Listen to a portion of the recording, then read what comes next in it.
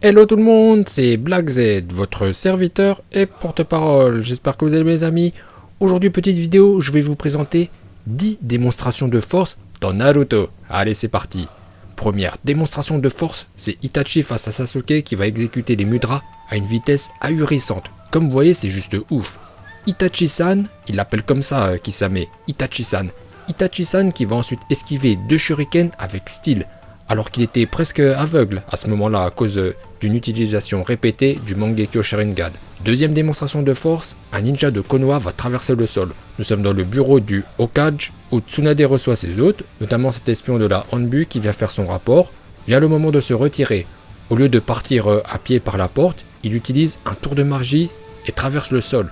C'est un pouvoir incroyable digne du Rikudo Sennin. Troisième démonstration de force, c'est ce Chunin qui surveille l'examen écrit des Genin. Même le superviseur, c'est Hibiki le chauve. Autour de lui, il y a des surveillants qui veillent à ce qu'il n'y ait pas trop de triche, car au bout de 5 fois s'être fait griller à tricher, c'est l'élimination. Ce jeune padawan ninja sera pris en flagrant délit par ce surveillant alors qu'il a les yeux bandés. C'est une véritable démonstration de force que d'arriver à surveiller du monde dans ces conditions. Et en plus il est formel, il a grillé 5 fois ce jeune ninja à gruger. Donc il est très fiable, et ce malgré le fait qu'il ait mis des bandages partout sur sa tête. Quatrième démonstration de force dans Naruto, c'est Orochimaru qui va faire peur à Kabuto avec une tête de serpent. Et on enchaîne avec Sasuke-kun qui va transpercer Orochimaru avec une épée de Ki, la même que celle de Végéto qu'il a utilisée face à Zamasu. C'est une technique de niveau LR.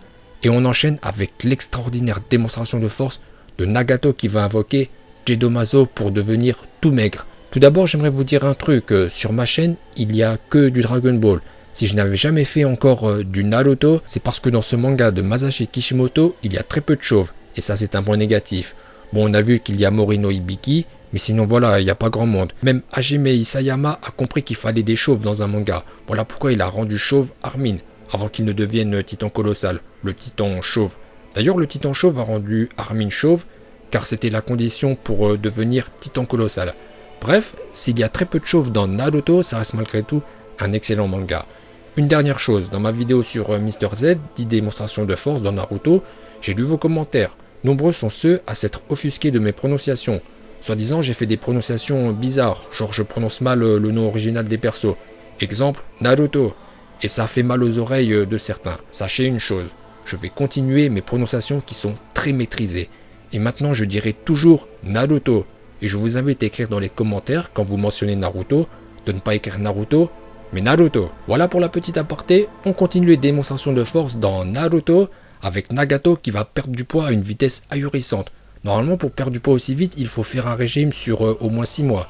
Mais lui, c'est en 2 secondes, lorsqu'il a invoqué le démon chauve Gedomazo, qui a absorbé plein d'âmes, et fait battre en retrait Hanzo la salamandre. Continuons les démonstrations de force dans Naruto avec Momochi Zabuza qui va lancer son épée contre un arbre et atterrir dessus, puis en un éclair il va apparaître au milieu de tout le monde. Même Sasuke il a fait la tapette dans cet épisode, il a voulu se suicider un moment. Ensuite, Sasuke et Soigetsu vont marcher sur l'eau. Dans l'épisode 118 de Naruto Shippuden, Jugo va se battre avec un boulet accroché au pied. Pris de pulsions meurtrières, Jugo, qui est le porteur originel de la marque du démon, possède une puissance inouïe. Face à Sasuke et puis face à Soigetsu, il va se battre avec un boulet énorme accroché au pied, qu'on peut estimer à 100 kg, ce qui est très impressionnant. À la fin de la troisième guerre ninja, dans les épisodes intitulés Kakashi Gaiden, Minato Namikaze, pas encore Hokage, va délivrer une démonstration de force incroyable. Kakashi, alors inexpérimenté, joue le malin et fonce tête baissée.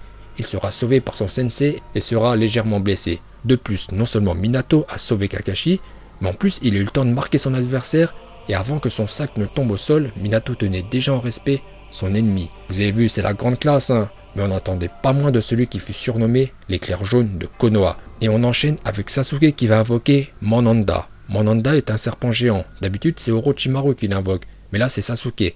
Face à l'autodestruction de Deidara, Sasuke va se protéger en invoquant Monanda et l'hypnotiser.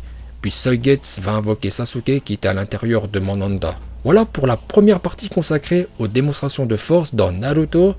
Bon, je suis en train de me retaper tous les Naruto Shippuden et je vous annonce que je suis le porte-parole de Masashi Kishimoto. Il m'a contacté par mail pour me le confirmer, donc tout ce que je dis dans mes vidéos sur Naruto, c'est vrai. Écoutez, cette vidéo arrive maintenant à son terme. Si vous avez 30 secondes, merci de me soutenir sur Utip, le lien est en description. Bon, bah vous allez mettre votre like car mon travail est extraordinaire. Et prenez un deuxième compte Google pour liker. Allez-y et je vous dis à bientôt.